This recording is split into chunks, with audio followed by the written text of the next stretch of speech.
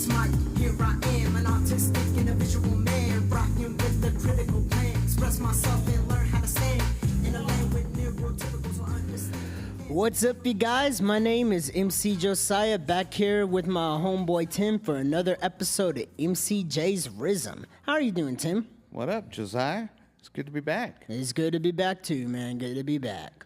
You had a good week? Yeah, I've had a very good week. I've been very productive this week trying to finish the last track from my next album, Abstract. Because for some new viewers on the show, I'm a musician. That's the name, MC Josiah, music creator. But yeah, my album, just working on it, working on different content material and just staying busy, you know what I mean? Is this your first album? No, this will not be my first album at all. You've been doing this a while. Oh, yeah, I've been releasing albums since I was 14. Cool. That's awesome. Yeah. I haven't released any. Yeah. How many tracks are on this album? This album is going to be 10 songs. 10 songs. Completely from scratch. And what I mean by completely from scratch is like all the beats are made note by note. Cool. Lyrics written word by word. All that stuff, you know. And I've been working on it since last June.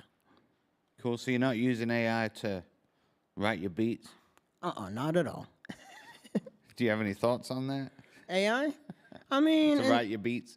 I mean, I get my thoughts on AI and people writing stuff with AI is like, if it makes you feel good, you do it. The reason why I don't do AI is not so much, I just feel like it's more of a hindrance than a help to me in a way. Because, like, it will generate something, and you're like, oh, look how good this looks. But, oh, there's a minute detail there you have to change. You know what I mean? Stuff like that.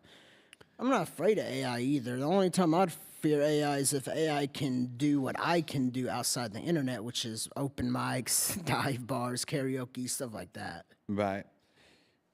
Do you think that AI takes away from the authenticity of the written note or the lyric? It just... Like, we're all about authenticity and... I mean, at this point in time, not as much as people think, and the reason why is because the only place that AI can actually exist right now is on a static screen. Okay. I mean, you can put AI in robotics, but even the robotics who can put it in today is not good enough for me to feel like, oh, a cyborg, like Liquid, you know, some sci-fi robot stuff that like Terminator 2 caught, but instead of being a Terminator, it's a performer. Right. You know what I mean? But until that happens, AI is not concerned to me.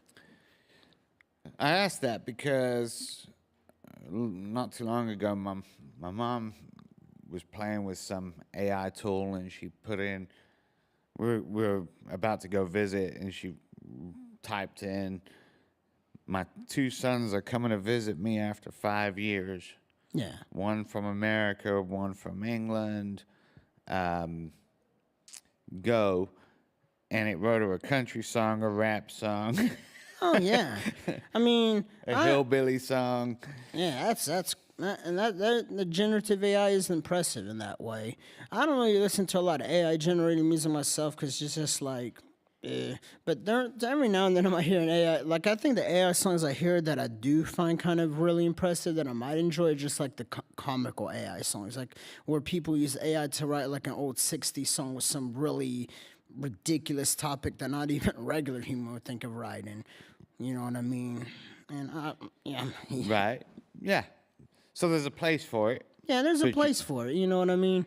But you don't use it. I don't use it in my music. Because you're skilled and talented. Yeah, I'm skilled and talented, and it's not even a pride thing. It's more like it's like I just like doing it all myself. Because like when it comes to my music, I'm OCD in a way. Gotcha. Like I like to make sure that certain things are in certain places at certain times.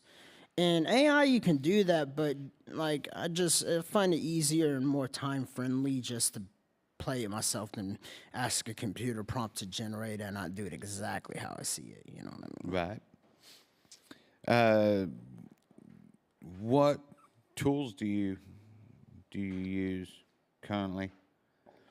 Are you using state-of-the-art equipment to write your songs? Oh, no, not at all. In fact, my new album, Abstract, right now, I'm writing it on a late 2008 MacBook Pro. 2008 MacBook Pro? Uh-huh. So you're writing it on a tablet, Pretty much, yeah. Like- like pretty much the like a tablet, like Yeah. a stone. Yeah. But it's coming out really, really good, you know, and Good. it's going to be very experimental, very different. That's one of my goals is I'm trying to create something that's going to make a big impact wherever I play it or perform it or whatever or show it to.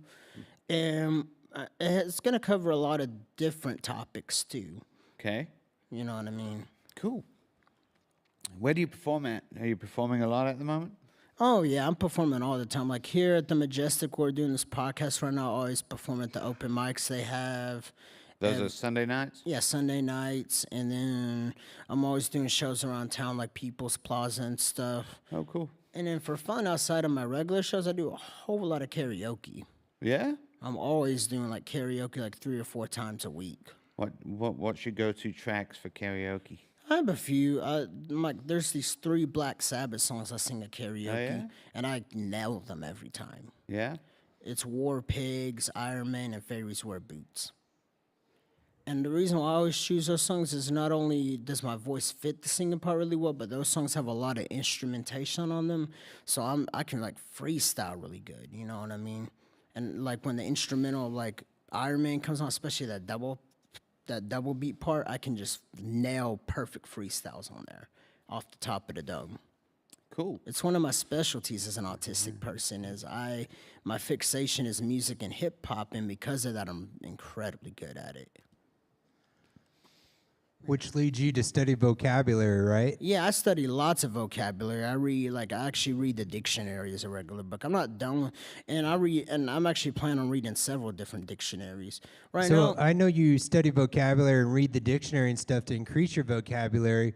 Is there another thing you study that helps you write music?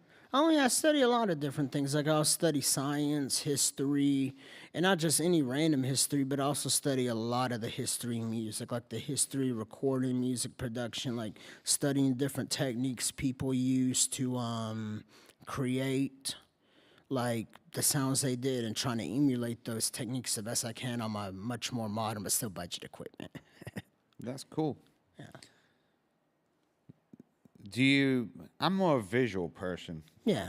than a reader, but I know that it's my understanding that reading is like super good for you. Oh, it is. And a lot of artists, a lot of MCs out there who want to be more lyrical don't realize how much reading can really increase your lyricism.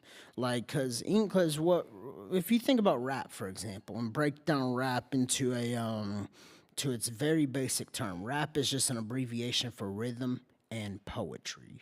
Oh, cool. That's it. Like when you hear the term rap, that's what you're hearing, an abbreviation for rhythm. It's like it's just poetry, but we put music and rhythm behind it instead of just saying a boring like poem with no rhythm. Right. Very cool. Do you sample music? Like sample sounds and incorporate it into your... Well, the only sampling I've been doing with this new album, Abstract, is either using the Logic loops I can find, which I'm using a DAW called Logic Express. It's a legacy version of Logic. And it comes to like 10 gigabytes of loops and stuff. Now, I don't hardly use the loops, but every now and then I might like choose a loop. But really what I do is I just draw everything from scratch. The only samples you ever hear me using are like Rompler samplers like Omnisphere, or using like the drum samples from the Ultra Beat drum plugin. That's cool. It reminds me of, as we were talking, Yeah. there was a musician from the 80s. I want to say he was a member of Genesis at one time. Are you talking about Phil Collins? No, the other guy. Oh, yeah. I don't know a lot about Genesis. Anyway, this guy, if I could remember his name, I'll come back. But this guy, my understanding is... Peter Gabriel? I believe it was him. I think I hope I'm not lying, but I heard a story that he would go out to a landfill or a metal recycling plant, if they had those then. Yeah. And he'd find a refrigerator and beat on the bottom and sample the sound. Or he'd Yeah, and that's find a pipe and beat on the pipe and sample the no, sound. I'm not necessarily doing that so much to say. What I'm doing more is like looking for like one-shot drum samples and stuff for like plugins that generate drum sounds. So you're not making your own sounds. No, I'm not making my own individual sounds, but what I am programming from scratch is like the melodies, the drum patterns. Like, there's hardly any loops used in this album. It's all like me just playing melodies on my keyboard or tapping out the drum patterns with my Gotcha. fingers. Yeah. How cool. Randy just chimed in. It was Peter Gabriel. Oh, cool. I wasn't lying? No, Peter Gabriel is who you're Wow, thinking of. It's a good memory. Yeah. So you're a musician. Do you do anything with video? I'm trying to I'm a get. video guy. I'm trying to get into it right now because I already know that I can't just get away with just releasing songs these days. You know what I mean? Unfortunately, but I don't see it too. Unfortunately, because I actually do like video production, and I used to do it a whole lot when I was much younger. Like when I was a kid, 10 to 12 years old, I used to video edit for hours. It's very easy to do. Yeah, it's very easy to do. A lot. It's like constructive, mechanical, and you also learn. It's also easy to do once you have a very good understanding of computers. Right.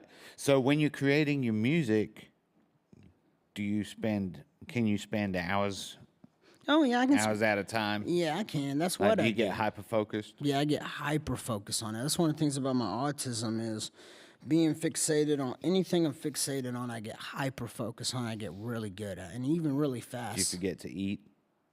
No, the only time I've ever had, there was only one time I ever forgot to eat, and that was when I was in 4th grade Only one time in Yeah. 4th grade? because I was on that medicine Adderall, and it was so bad. I was like so focused that I just ignored all my needs. So if I'm video editing, I'll be my vision is the monitor, Yeah. and my wife's put food right next to me. Like you can smell it throughout the house. You can I could see it if I look down, and I'll be just working away, and I'll be like, "Did you make my food?" Yeah. She's like, "It's it's ready to eat." That's awesome, man. That's awesome. Yeah. Yeah. What do you want to talk about? Alrighty, so I was in this episode. I want to really go into detail about another important topic I have in mind. It's something that I see both in myself and a lot of other autistic people, and it's really the struggle of emotional regulation. You know what I mean? Like the struggle of dealing with stressors, and especially the most dangerous part of this all that a lot of autistics experience, and that's called the meltdown. Meltdown. Yeah. Now, meltdown's not a tantrum. First, we got to establish a difference between that. A tantrum is when you're reacting badly or in a terrible way to try to get a desired outcome. But a meltdown is not that. A meltdown is basically a kind of a reaction in the brain that starts in the brain to overstimulus. It's like from, let me look at my note. Okay. Basically, when it comes to ASD, a lot of it is sensory issues. You know what I mean? Like different neuron You have wire. sensory issues? Oh yeah, I do. I'm very sensitive. Did you know, fun fact, Yeah. Sam, the producer, can back me up on this. Yeah. I was raised that we have 5 senses. Yeah, it's not 5. It's not 5, it's more like 25. Our wow. limited understanding. I thought it was 21. Well, it's 20-something, I Yeah. think. 21 I don't know the senses. exact number, but yeah, going through the journey with my son, who's on the spectrum, high-functioning autistic with sensory processing. Yeah. He's still he's 16, and his sensory processing is still a. Yeah. And that's He's regulated a lot better than he was when he was Yeah. younger, but it's still an issue. Like, still very clumsy, yeah. has meltdowns. Yeah, and that's the big thing with me. Like my hand-eye coordination skills are not that good. Like if you're to look at my handwriting, it's like, Like a doctor yeah, or a rapper. rapper handwriting. Yeah. But not only that, but like when it comes to meltdowns, like basically every human, autistic or not, has a sort of natural response that's fight, flight, and freeze. And that's not just humans, that's just almost every mammal in the animal kingdom. And the problem is with this, though, is an autist, that little mechanism gets triggered by overstimulus. Not every person will pretty much get that if they're overstimulated in some way, but for autistic people, because of the mismatched sensitivity and sensory issues, it like sometimes you might feel something that feels extreme, as bad as dangerous, but it's not really dangerous. Right. And that's but because it feels dangerous, it automatically triggers the autistic mind into that fight, flight, freeze response. You know what I mean? And because of that response, that's when the meltdown occurs. And the meltdown itself is not so much, I'm trying to hurt everyone and all that stuff. It's more like I'm scared. I'm lashing out because I don't know. So would you describe a meltdown as being part of the freeze? Yeah, part of the freeze, pretty much. Yeah, in the fight. Because it's not combative, right? Yeah, it's not combative. I mean, it presents itself. Yeah, you don't and that it's actually not combative at all, because when you enter the state of a meltdown, your brain, like the processing parts of your brain that are normally when you're not mad, both autistic or not, the data's flowing to certain parts in your brain where it can be processed, like a part of emotional regulation and a part of analytical regulation. But what happens during a meltdown is the neurons don't go to these places. They just fly straight past them because you're in fight, flight, response mode. And most animals in the animal kingdom don't have time to think things through when they're in that situation. Right. Because like a deer being chased by a predator, for example, they don't have time. They just have to run. They have to be... Right, they're flighting. Yeah. But in a civilized world, for an autistic person, it's awful. So... what I was going to say is there's different ways that can actually be used to regulate a meltdown, different techniques, and to even avoid meltdowns altogether. You can avoid a meltdown? Yeah, it's hard. Once I'm in the state of a meltdown, it's hard to stop. But if you know yourself well enough and you have a general understanding well enough to know where pitfalls and traps and stuff are, it becomes a lot easier. And at the same time, you got to be willing to take responsibility and develop as much toughness and as much resistance to negative stimuli as you can.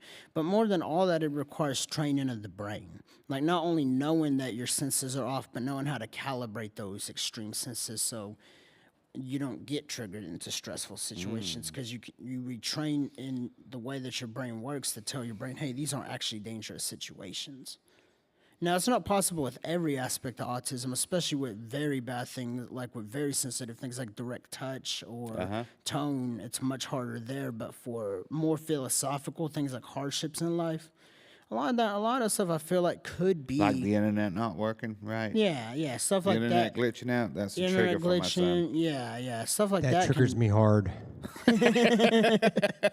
Yeah, but like stuff like that, like practical inconveniences can definitely be ironed out with the right work and knowledge. What's really hard about managing meltdowns in general, though, is the tones and unwelcome touches. Tones.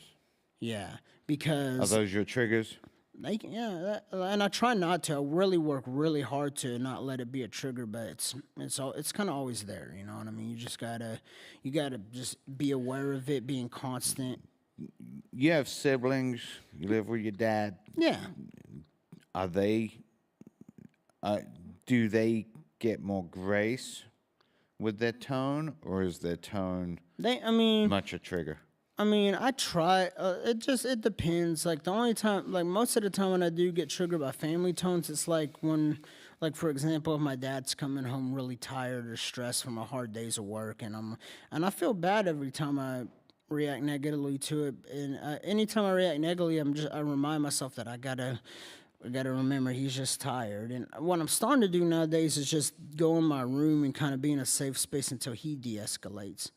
Not because he's bad or anything, but because I already know what my reaction, like how bad meltdowns can be in general. And that's another thing people should know about autistics and meltdowns is most of the time when an autistic person has a meltdown, once it's over, they feel real bad about it. Oh, every time. Yeah, every time, because they don't mean to do it. It's like it's like their mind loses control of the body because the body's in panic mode. Mm-hmm. And that's why That's why I think one of the best ways to help avoid this. I mean, what tones and stuff that's really out there, that's more difficult. But getting rid of more minute things and not so much making the situation perfect, but making the knowledge and management of the situation better helps a whole lot. Right. Yeah. Yeah, my tone and my wife's tone when we talk to our son Sebastian is not the same. Yeah. Like I'm a direct, I need a change.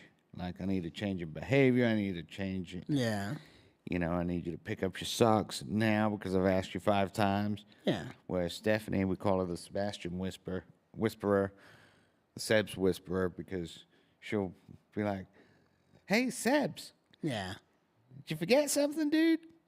Yeah. What did I forget? Oh, your socks. Oh, yeah, I'll get my socks." And he doesn't melt down on her at all. Yeah. But my direct tone,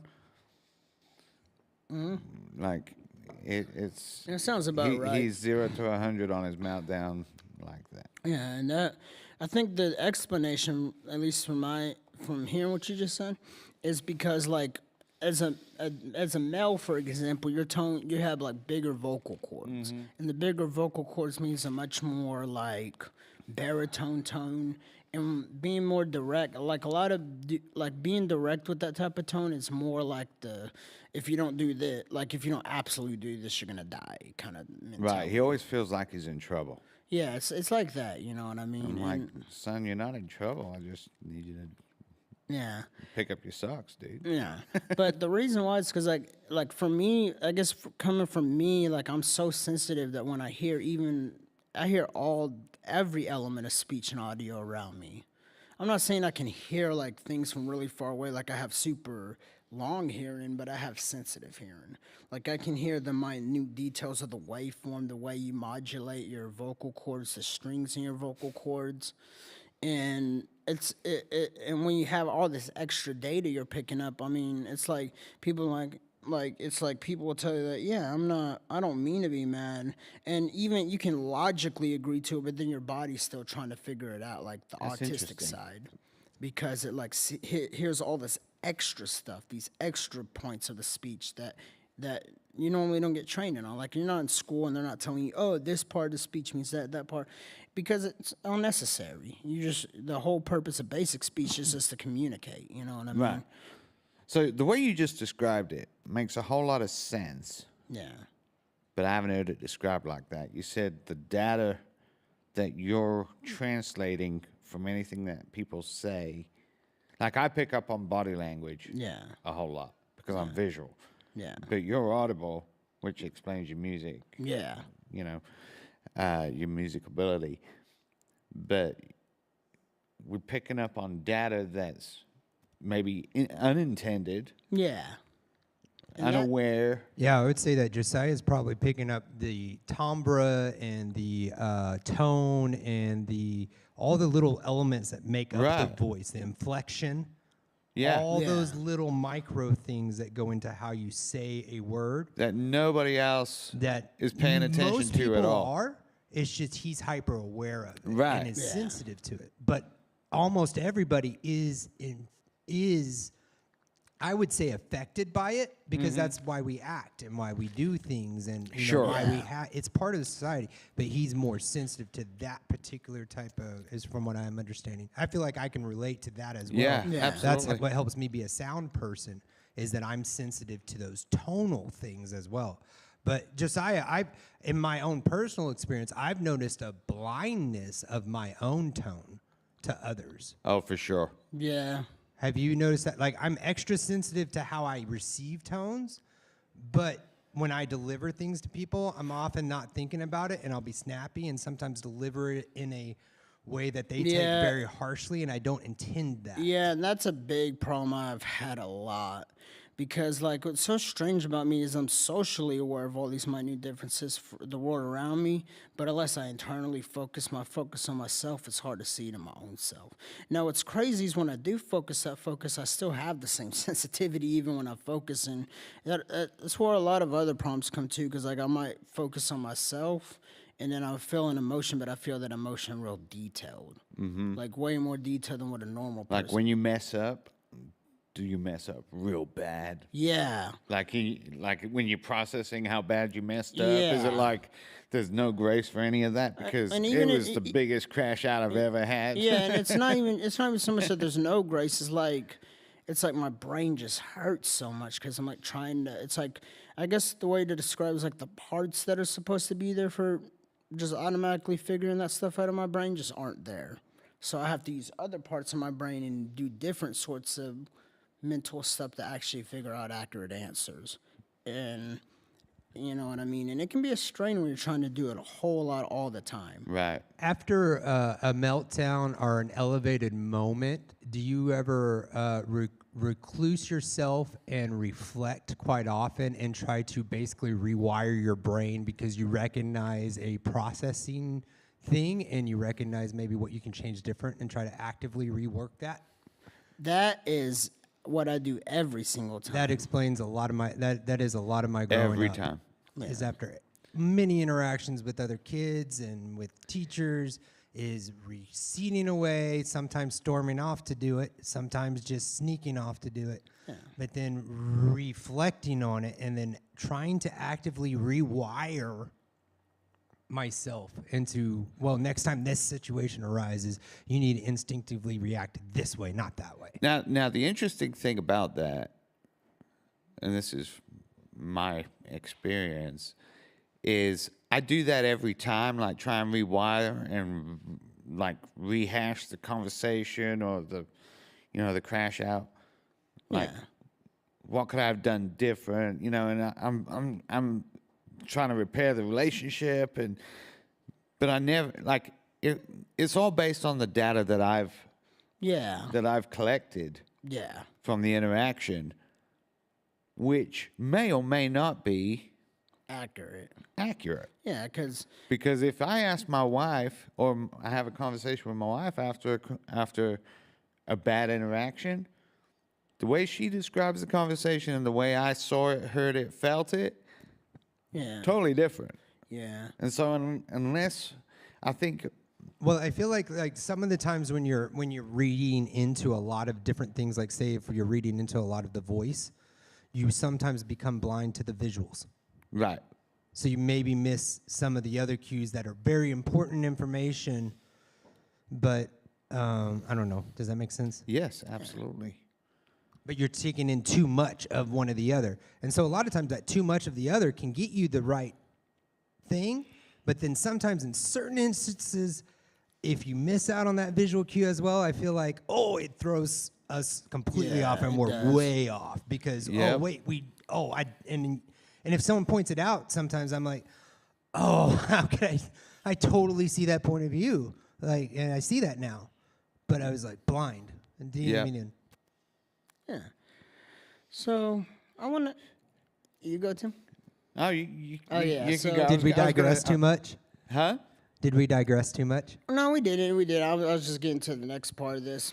Not switching subject necessarily. I'm just trying to refocus my. So we were summing up triggering what triggers meltdowns, right? And we were talking about tones and I guess more authoritative tones. Would you say that has a more profound effect on you? Yeah, I agree with that completely. I think that is most often misused by teachers and administrators in us when we're younger. 100%. If there's a takeaway from this conversation, for parents of school-aged kids that are on the spectrum and they're dealing with ARD meetings and school, your tone can devastate them. Right. A teacher trying to get control of a class of 30 is going to be stern. She's going to be direct. He or she is going to be stern, going to be direct, going to be authoritative, going to be, exactly. And for 29 out of the 30 kids, it's like, oh, my bad. And that one kid, you've just made him feel unsafe, him or her, unsafe, maybe insecure. Yeah. So do you have any other major triggers? Me? Just at this point in life, my only two big triggers really is just tones and when I deal with incredible emotional stress like that spins in my head. And that generally happens like, and the way I've been avoiding that recently is trying not to focus on things that I really don't have any control over. Yeah, that sends me down a spiral too. And realizing that God is good, you know what I mean? God does provide a path for a lot of things, you know what I mean? Yeah. So a journey that I've been on for the last 2 or 3 months is loving myself more. Yeah. For me, Because I'm fully aware of my, well, maybe not fully. I'm aware of some of my failings or my character, not even character, the way I'm made. Like I'm sensory wise, my short-term memory Yeah. is terrible. oh, mine's too, Like man. I lose things all the time, temporarily. Yeah. And it got to the point where I was beating myself up every time. Yeah. Like, and I had zero grace for Tim Mm. because, I was calling myself names and just proverbially beating myself up. And Yeah. like, Tim, you're such an idiot. Dadgummit, where, you know you're supposed to have mechanisms and processes so you don't forget things, but here you are, you just forgot something all over again. And that's Yep. it. I think that type of thinking described. There's a book I listened to. I'm not gonna say the name of the book because it's kind of a vulgar name, but it's not a vulgar book. It's actually one of those self-help books about detaching, and it's by a guy. His name is Mark Manson or something like that. I don't know, but it basically one of the things that talks about at the beginning of the book is this type of thinking, and this thinking isn't just something that affects autistics a lot. It can even affect regular people, but it's called the ring of fire thinking. It's where you do something wrong, and you're like, oh no, I did something wrong. I have to dwell on it and try to fix it, and then it's like you get in a big loop of just constantly trying to fix something that's already in the past. Was the Right. book called The Subtle Art of Not Giving a F? Yes, exactly. You got that right, Sam. It was one of the first audiobooks I listened to when I went on an audio book study What was the binge title? for- The Subtle Art of Not Giving an F? Yeah. I modified the last word there. Yeah, for sure. So meltdowns. Yes. After I have a meltdown, or after my son has a meltdown, and tell me if this is true for you. You have a meltdown, and then you feel so bad for what just happened. Oh, every time. Like you overreacted. You feel like you're fully aware of what happened and why it happened, but you really aren't. But you feel so bad, and then it's like you got to make amends. Yeah.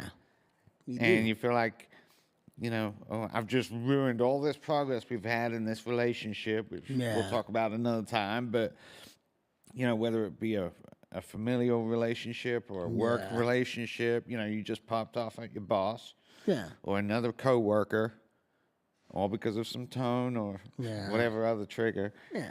And you feel so bad. And you got to come back, and you feel like now you got to start all over and earn your way back into good graces again.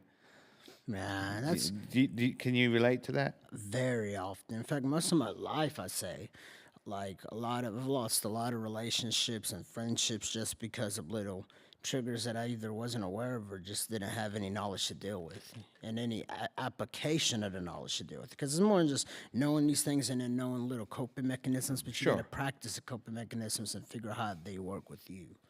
You know what I mean? Yeah, that's a and there's with maturity, Yeah.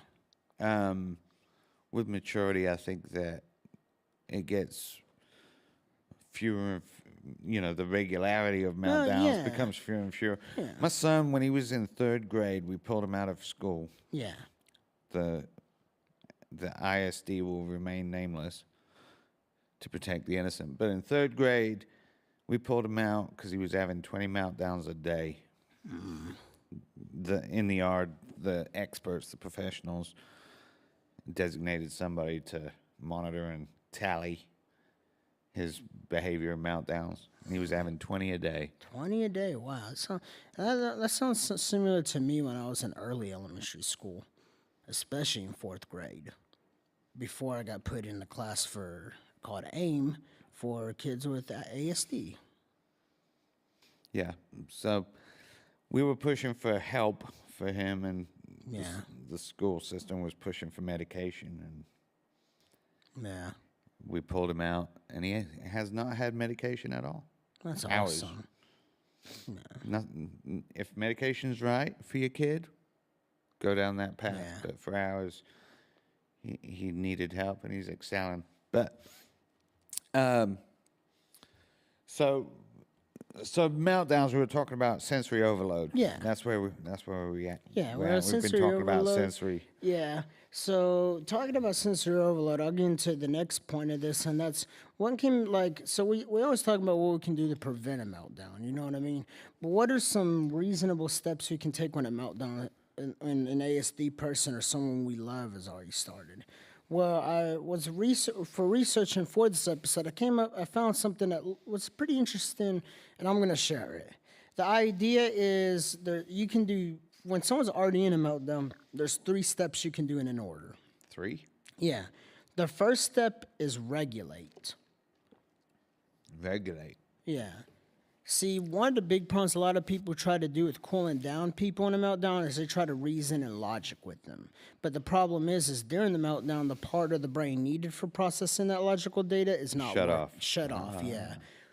So the first thing you gotta do is regulate, like remove the autistic person from the stressful situation, take them to a safe space to cool down. You know what I mean? Don't try to reason with him, but try to de-escalate and regulate his emotions.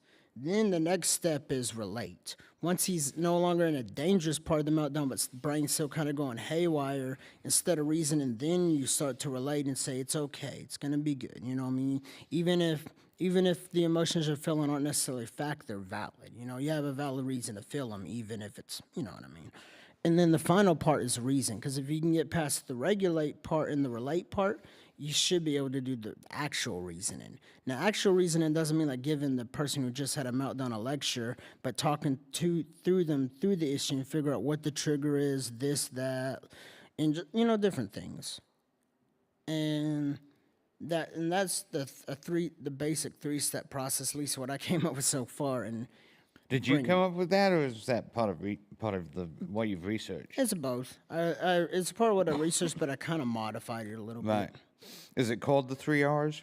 Yeah, the Of a 3 meltdown? R's. Regulate, relate, and reason. 3 R's. 3 R's. What's a way that you regulate yourself? For me, the ways I regulate myself is I stimulate. Like if y'all notice, I can see my hands kind of twerking and stuff. When I get really stressed out, I'll like squeeze my hands or do something like that.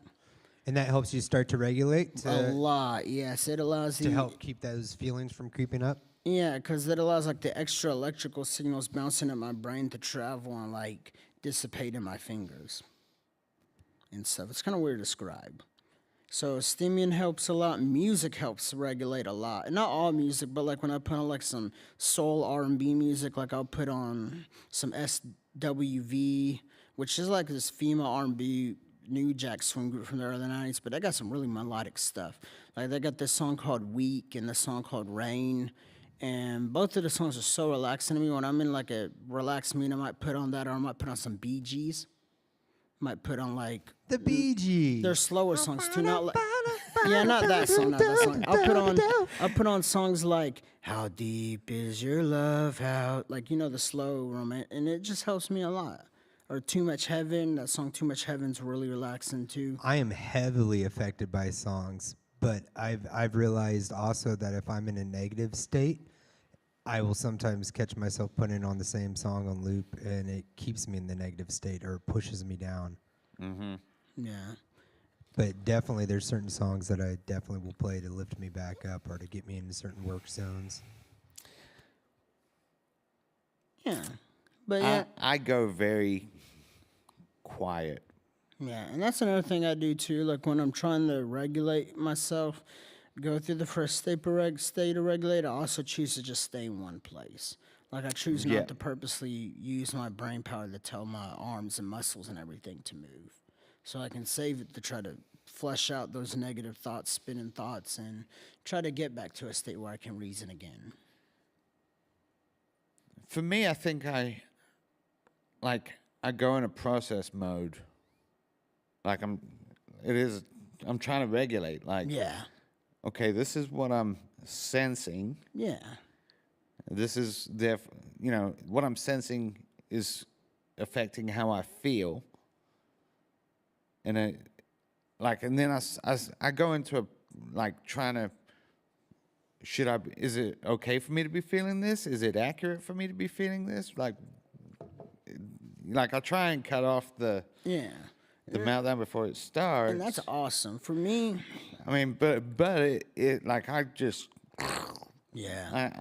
for me, I've gotten to a point I where shut down. I no longer, I'm at a point now where I no longer care if stray thoughts or emotions are negative or wrong or right, at least by society standards. But what I do care about is my reaction to those emotions now. Accept that the emotion's too overbearing, then I will try to target it. Do y'all ever find yourself caring about your reactions, your emotions, in response to? All the time. It's not that I don't care. It's more like I just don't have the natural awareness of it. You know what I mean? But I care about all my reactions. I'm super self-aware. I think that's one of my problems is I'm so self-aware that it backfires and it keeps me from keeping a whole clear picture. Because when you're so self-aware, you just tend to focus on one aspect. I think that's what I was trying to explain. Sometimes I feel like I'm maybe too authentic in the moment. Yeah. To be able, and especially in certain environments when I'm not actively masking. Yeah. Then if something happens, like the dishwasher breaks at the same time that the internet goes down, then I might snap at one of my staff members or something. I feel like that's never happened, though, has it? You know, things like that. That's just a thrown out. No, right. But things like that happen multiple times a week. Yeah. And so I've got to get better at kind of, I guess, maintaining or at least repairing those relationships if I do offend somebody. But it's obviously hard for them to say something to me being their employer. Sure. I mean, I try to be a chill employer, but that's always a dynamic that, that is another complication. Yeah. Anyway, Tim, where are we at now? So we were talking about the 3 R's. No, I mean time-wise, where are we at? Oh, time-wise, you're good. We're at 42 minutes right now. You can fill 42? Another. Yep. So we can wrap up, or we can go another 20 minutes at least. We'll go ahead and wrap. We'll spend. You want to wrap it up? Yeah, last 3 or 4 minutes wrapping it up. On the sensory, let me ask you: do you? My wife is the only person that's ever called me out on this. And nobody else has ever noticed or said anything. Yeah. Or they haven't said anything. They may very well have noticed. But my wife noticed that I walk off in the middle of conversations. I actually used to have that problem when I was younger. That's part of the sensory thing. But I used to have that problem when I was younger, just walking out of conversations or just straight up walking out of anything that just unpleasing. Especially when I was in kindergarten. When my parents first put me in pre-K and kindergarten, one of the first things I did that showed that anything was wrong was I would just get up and walk out of class for no reason. I feel like I have enough self-awareness where I recognize that I'm awkward and I don't understand the conversation enough. And so there's a lot of times where I'm consciously like, oh, is that the end of the conversation? Should I walk off? Because a lot of times I catch myself going on a rant or on a tangent. And I'm like, oh, I just gave them way too much info, and now I need to go. That is probably what it is, Sam. So, I mean, if the conversation stops, I'm like, okay, was that the end of it? Am I supposed to go now? And then I just go. Yeah, I'm not included in this conversation anymore, so I'm just going to mosey on out. Because I'm not really a small talker. Yeah. And I don't know how to really And if the conversation's not addressing me directly, it's like... And once we've talked about the issue, because usually it's someone presenting me an issue or an idea or something, and once that's done and communicated, I'm like, okay. So anyway, Tim, I want to say, so how's the rest of your week gonna be? What are your plans? Well, it is. Oh, y'all can talk about Christmas too, because we're gonna be gone. For yes, it's the week of Christmas. No, yeah, Christmas. Week before Christmas. Week before Christmas. Week before Christmas. My business is booming. Yeah. I've got a full plate running up to Christmas. That's awesome. I will get my customers taken care of by Christmas. Yeah. So I'm very busy with that. My wife just finished a mural last night. Wow. Where's that at? Yeah, I can say Food Bank of West Texas, down on the west end of North First Street. Nice. Is there going to be a big unveiling or anything like that? I hope so. They've they're wrapping up a major remodel or add-on. And this mural is 100 foot by 20 foot. That's huge. Yep. That is the floor plan of this room. Yeah, about 300 man hours. Hand painted mural.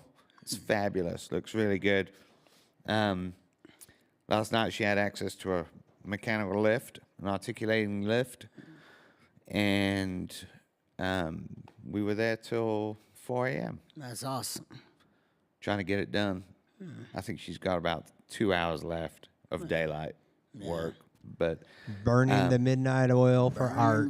Burn. something I'm finding, Sam, being the oldest one here, it's not as Are you easy the to oldest? recover from an all-nighter as it used to be. Oh, yeah. Oh. I'm only 28. I think we're all the experiencing recovery that. time is severely extended. I'm only 28, and I feel that now because when I was like 17 or 18, there were times I could stay for like 2 or 3 days straight before having to sleep. Now I Right? can't, 3 days straight. I could do that.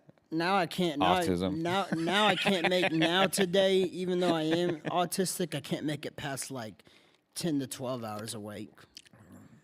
It's a lot of it also has to do with my body because one thing I do have with my autism is a I don't know what it's actually called, but it's like hypertension in my muscles. It's Like my muscle- hypertension, yeah. And then there's some other terms for it, the effects that cause it because you get sore from it.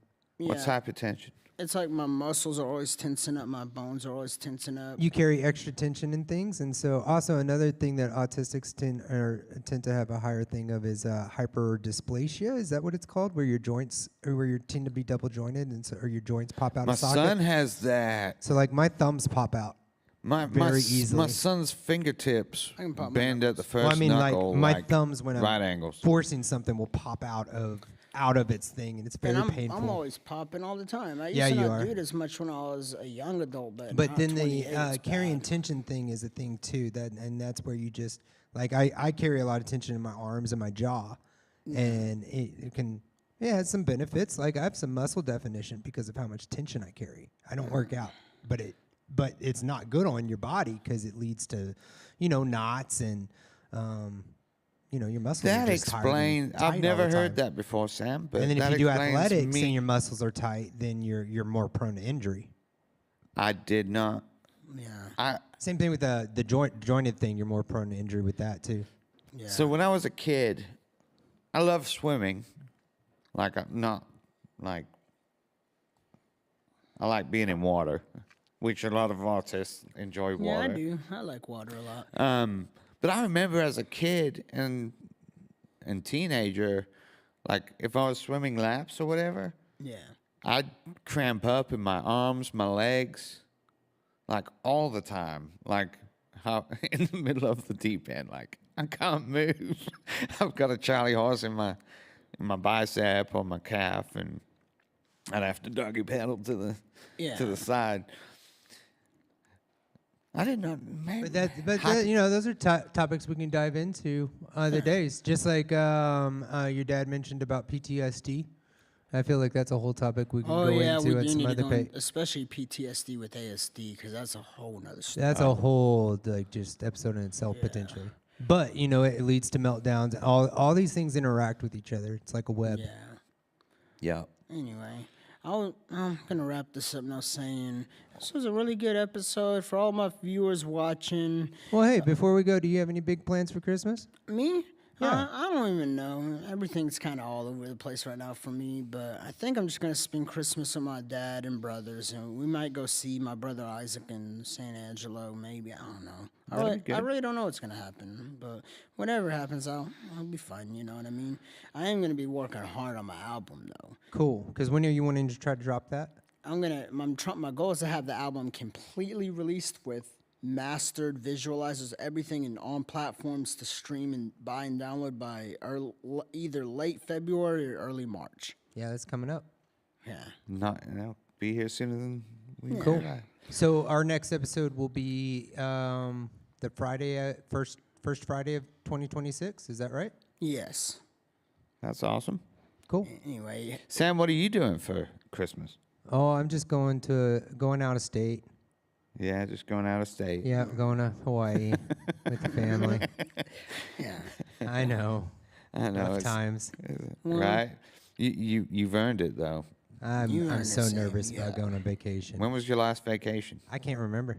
Oh wow. It's probably the last family vacation we took, which was Yeah, then you need one, Sam. You need one. long ago.